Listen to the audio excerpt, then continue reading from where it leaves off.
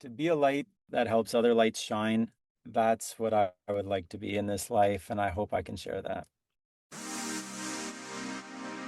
Welcome to Agency for Change, a podcast from KidGlov that brings you the stories of changemakers who are actively working to improve our communities.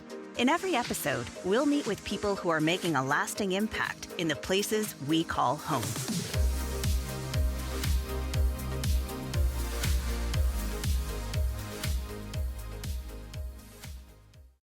Hey everyone, welcome back to the Agency for Change podcast. This is Lynn Weinman, President and Chief Strategist at KidGlov.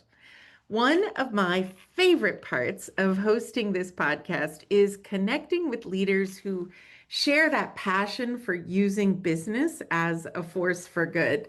My guest today is Peter Georgariou, CEO and founder of karmadharma. Like KidGlov, karmadharma is a certified B Corp serving purpose-driven businesses, helping them grow while making the world a better place. I had the pleasure of meeting Peter through one of my favorite organizations and events of the year, Real Leaders Unite. And I'm so excited to dive into his story and the incredible work that he's leading. Peter, welcome to the podcast. Ooh, excited to be here, Lynn. Thanks for having me. I'm excited to have you here too. This is going to be a fun conversation because you have one of the most fun brand names I've ever heard of. Start off by telling me more about Karma Dharma. Had a better ring than Peter G's media company. Okay, we're Uh, only going to laugh because when I started KidGlov, we were Weinman Communications Group. And then it's like, if I'm going to be serious about branding, I got to have a grown-up real brand. And Karma Dharma, that's some serious stuff. I want to hear more. Actually, that was my first line I drew in the sand when I started coming out of the corporate world, Lynn, where I didn't want to call it Peter G's Media Shop. It was something that is in line with my life's work. I guess my life's mission is inculcated in that brand name, from wanting to put good out in the world through karma, and Dharma really helping people find their path and their journey. And if I can combine the two, I will have done something of meaning. And so if they thought we were a bunch of, dope smoking, tree hugging, yoga practicing, whatever, that was fine. But for those who it resonated with and who wanted to learn more and felt the values aligned, it was a good fit. And I didn't want to be venturing out into the world as somebody I'm not. Yeah. You and I both do quite a bit of work in the branding space. And I always think one of the most important things that a brand does is it attracts the people that should be aligned with you to you, but it also kind of repels the people that shouldn't be there, right? Like there's a certain client that probably is not a great fit for Karma Dharma, and you have just boldly put it right out there in the world who you want to work with. And I love that. So tell me more. Tell me a little bit more about the work that you do. Actually, tell me a lot more about the kind of work that you do. We're trying to stand up a different type of agency, Lynn, a little bit. We started when I started the place coming out of my media career. I wanted to provide for my wife and daughter. So we were in anything to anyone shop at the start, Yes. and we're still working through that a little bit humbly. So a lot of marketing and full creative services. So we can help you with the naming and the branding and build your website and do all your digital ads and take you to market. So we can be a full service boutique agency.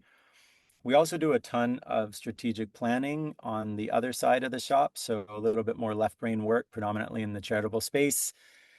And we've noticed somewhere in the middle is this messiness of humanity that we really love to lean into, where these people on these strat plans are at point A, they want to get to point B. Essentially, a strat plan's an over, well, I'm oversimplifying it a little bit, but they just want to figure out, hey, I want to get there and I want to plan. But very few people are asking themselves, who do they have to become to get there? And so Right. we're, Wow. we're leaning up this whole trying to help people come home to themselves and have the courage to be themselves in this lifetime and structure that within organizations and for individuals. So being a multi-service, purpose-driven professional service firm, fingers crossed, we're giving it a whirl. I love that so much, Peter. There's so many parallels in our stories, and I'm glad to know. And I knew I wasn't the only one out there, but when I met you at Real Leaders Unite, in earlier this year, I just felt some kind of a kindred spirit with you. And that was such a great group, right? And I think usually you get two advertising agency heads meeting each other, and our competitive natures just, can't help but jump out. I think a lot of us get in this field because we are high on the competition scale, but I don't know, I don't feel that with you, Peter, and I think that's kind of a really cool thing. And so I want to take this a step further and hear, what does it mean to you to really serve these purpose-driven clients and help them make a difference? Lynn, my personal life's mission is to be of service. Hard stop. But I actually think that's our universal calling. Like once you get beyond Maslow's pyramid of coming home to yourself, Yeah. it's called self-transcendence. We need to go and take our fulfillment and take it out into the world to create some meaning. So I don't always do it that well, and I fall short of my own expectations, but I think it's inherent in our DNA to want to serve. So working with other organizations, whether you're in the for-profit impact space or in the charitable space, everybody needs a hand. So it's absolutely a privilege to be able to help them along their way in some capacity. Sometimes it's coming in and doing all the fishing. Sometimes it's capacity building and teaching them to fish internally. But I don't know. I wouldn't want it any other way, I don't think. Yeah. Yeah. And I know, you know what? I'm going to say this because most people are going to be listening to this while they're driving or walking or doing the things they do when we all listen to podcasts. They won't be able to see you. You are a human and not a robot, and all humans fall short, right? And that's kind of, I think that's part of coming home to yourself as well, is to realize, and I admitted to you when we jumped in and I was practicing the pronunciation of your last name. I'm afflicted with a little bit of perfectionism, but I think part of opening your culture to be a great culture is understanding we are all having this human experience, right? And it means that things don't always go exactly the way we expect them to, which is probably why we need to come home to ourselves as part of our role in the world. And that's getting very theoretical for me. So, Peter, Yes. next Yes. question. You've mentioned this, you've talked about your life's mission, which I love, but I want you to even go deeper into how do your values and how does that mission show up in the day-to-day work, both in how you serve your clients, but I also want to hear in how you develop your culture at Karma Dharma as well, because I know that's really important to you. I think if I were to start, we don't, it's funny as the leader, I feel you should ask this question to my team rather than me. That's my first answer. All right, put him on, put Yeah, him on. Let's yeah. go. No. But the bigger answer is I hope we don't just say values, we live them, right? And Yeah. so every opportunity and touch point we have with each other and our clients is an opportunity to be grounded in trust and care. The world is starved for presence and starved for just to be seen and heard. And so I think for ourselves, our values show up even beyond the work we do, which you alluded to. I think it's how we facilitate and how we hold space for questions and not jumping at the advice monster in ourselves to always have these answers because we're consultants and that's what they think they're coming to us for. But back to coming home to oneself, I think our real job is to ask great questions so they can see themselves, see where they want to go, and we can just be a guide along that way for them.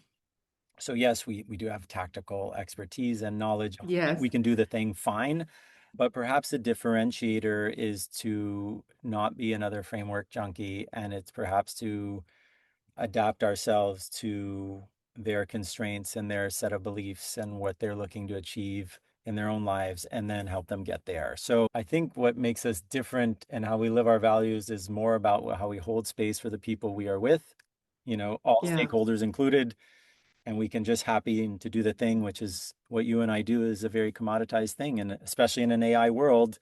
Oh my goodness, right? Don't So get me started. That's yes, a whole nother episode, right? agreed. But I think this opportunity to just be absolutely there, deeply accountable, and unapologetically us, and Yes. hold space for all of them, recognizing that there is actually speaking of theoretical no duality, we are one in sharing this space.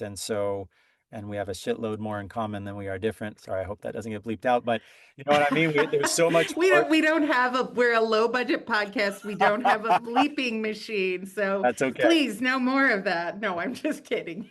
So yeah, I think it's just in how we show up for ourselves is really important, and we're very conscientious of that. Oh, that's fantastic, Peter. You know, one thing I've noticed lately too, which is what encouraged me to ask you to be on the podcast, is I'm connected with you on social media platforms.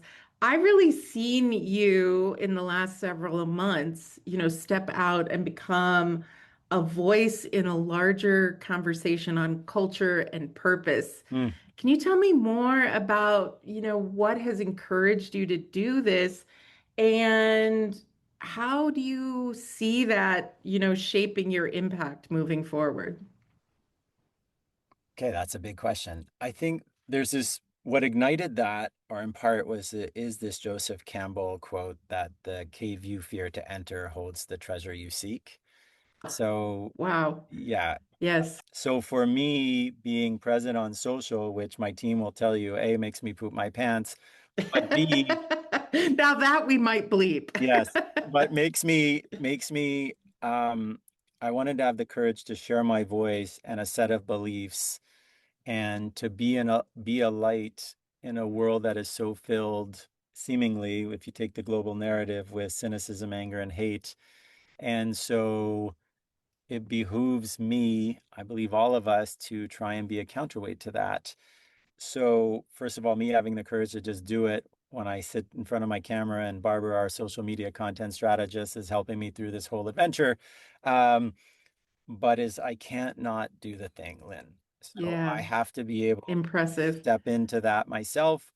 And then even whether people agree or not agree, if this is a values-based set of thoughts and beliefs that I'm sharing, hopefully that might inspire a little bit of courage within my team and hopefully within the broader world, that it's not just a bunch of woo-woo crap. It's the stuff that's fundamentally important that needs to be shared, and we need to be held more than ever. So that's why it's important as all hell to me. I love it. Well, you're doing a nice job of it, and I know you're inspiring at least one person, and that's me. But from the comments and the engagement, I know that you are making a bigger impact. So we talked a little bit about being a certified B Hmm. Corp. Hmm. You've been through that process. KidGlov's been through that process. I've been on record as saying it's a quite rigorous process, but a good one, right? Yeah. But it says a lot about you, and I'm curious, what does that certification mean for your team and for the clients that you serve? It started as an existential exercise that a friend of mine said, you should go do the impact assessment, whether you become a B Corp or not. And through that, I discovered about how I want to show up in business. And Yes, so going through that 1 year process for us, it serves as a badge of honor, fine, but it's also a business moral compass, right? So it's easy to do good when things are going great.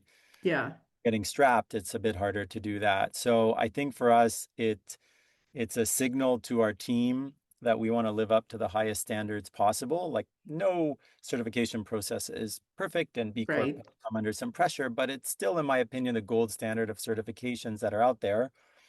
A little bit like Churchill said, democracy is the worst system except for all the rest. Well, we can denigrate or whatever the B Corp landscape, but they are trying hard as hell to keep these standards. So it's been huge for my staff, just shows Yes, how we want to show up. I think on the client side, they really appreciate it. I can't say it's a marketing differentiator. Like, we're not winning business based on that fact necessarily. However, if you speak to another B Corp or purpose-driven person, it's as if you're starting already on second base from a yes, relationship standpoint. Hey, we ascribe to the same values. Let's chat. So yes. I think it says a lot about at least how we're trying to show up in the world, Lynn. Yeah, I agree. We found, Peter, we kind of went into it wanting that seal of approval. Hmm. And it is so much more than that. It was about opening our eyes to a new set of values. And I think really baking them in, making them more than just me saying it, but really putting them into policy, putting them into practice. having a yardstick to continually measure ourselves by and say, have we hit the standard again? So I don't know if we've mentioned yet, you are initially Canadian based, right? Yep. Yep. Karmadharma, but you're Yep. expanding into the US. Tell me more about that expansion and what that's like and when are we going to see your office in Nebraska? Well, depends on when you invite me on that one. Okay, all See, right. We'll figure that out. it's really funny because I think the people I talk to, at least on the blue side of the aisle in the US. So I'm a dual citizen, but I've been living in Canada for 40 of my 51 years. And, very few people I talk to would want to be coming down. They're all asking me how they can get a citizenship up here. Uh-huh. Um, There has but been a little switch in that direction lately, as of late. yes, so I think for us, we see the opportunity in the US. So last year, we made our first acquisition of a small B Corp web dev shop in Philadelphia. Philly's become my adoptive city just in time for the Eagles to win the Super Bowl. So I got I love jump it. on the bandwagon. But yeah, coming into the US, and we're currently working with an incredible partner, also a B Corp, Hannah Sandemeyer at Up and Over Advisors, which is working on ethical M&A. So how can we create this collective of do-gooder agencies? Because a lot of B Corps are small. They struggle on the operating side. Big G, they all want to be do good, but the business part is a struggle. Yeah. I'm looking to find a way of how I could create a collective of companies with shared back-end services, and we all lean into our strengths to have a broader impact in the US and North America. So that's the idea at the moment. I want it to be a decentralized, not a very hierarchical structure, more decentralized pod structure, so we can make the most of the local knowledge and expertise, and then at the same time leverage. There are some really strong parts of capitalism that we can infuse into this do-gooder movement, and I'm going to see if I can match both, and we'll see how it goes. It is a noble and worthwhile cause, and I'm here cheering you on. As a matter of fact, you and I have a mutual friend, Nathan Stuck, who is in the Northeast. I think he lives in Atlanta. He's in the, Southeast. okay, Southeast. Yeah. Yes. Yeah. I have heard him say many times, there's no purpose without profit, right? And even though we all love to think about the purpose side of it, we have to have businesses Yes. that are healthy businesses in order to do the things we want to do. So I love the fact that you're building this model that is making, I think it sounds to me like you are making purpose possible by also making profit possible. But what I know about the B Corp world, the real leaders world, the social impact world, it's that the profit is not the number one focus. The No. purpose is the number one focus, and the profit is what then propels that work and allows us to take care of people in our communities and the planet and all the things that we value. So, Peter, that's a really big goal, but I feel like I want to ask what else is on the horizon for Karma Dharma? Oh my God. Well, as I was mentioning a bit, our foray into people and culture, we've realized over time that our team and Karen, who's heading up our people and culture division, we are really in love with the messiness of humanity. I love And that. um, in a world full of overwhelm and overstimulation, and there's rising levels of, you name it, depression, anxiety, strife. There's surveys coming out that over half of our youth do not feel they have a sense of purpose or meaning. Right. And so we are launching into what we are currently calling a human transformation agency within Karma Dharma, and building out services and a platform on both the B2C and B2B side, so we can help accompany and perhaps be a guide to help people, as I mentioned earlier, come home to themselves and re-anchor in their own purpose and meaning, so then they can go forward and create meaningful service and change in their communities. So that is new, hot off the presses, not even on our website. Wow. So I I'm really feel glad this is, privileged to be able to help yes, break that. yes, our team will know by the time this goes public, so that'll be good. Okay. But really looking to accompany both the people, because you cannot have organizational change without individual change first. So Yeah. That's a pretty big piece at this point. You know what else I love about that? I have this firm belief, and I know you came into this marketing world through the media side. I have this firm belief that actually brands are delivered first by humans before they're touched by media or PR or digital or web, that if your people can't carry the brand, it's not real, it's not authentic.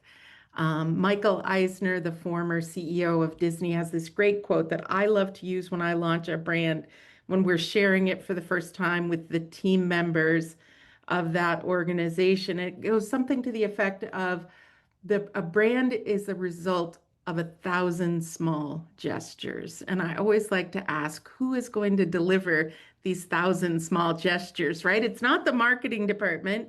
It's not the CEO. It's not the person at the front desk. It's not the sales team. It's everyone involved in that brand. And I think that's so crucial. So then the second component of your human transformation concept is, in order for your people to be able to authentically deliver your brand, but also to come to the workplace and be fulfilled and productive and happy and creative, they have to come home to self. I love the way that you say that. And so if you can encourage that, you are going to be building the best brands in the whole world. And I think that's really, really an exciting thing for purpose-driven organizations to have that advantage, Peter. So really cool. So, Peter, what advice would you give to leaders who want to bring more purpose into their organizations? It's hard to answer this without platitudes, Lynn. I'll tell you that. I think I would start You're with allowed. You're allowed an occasional platitude. It's okay.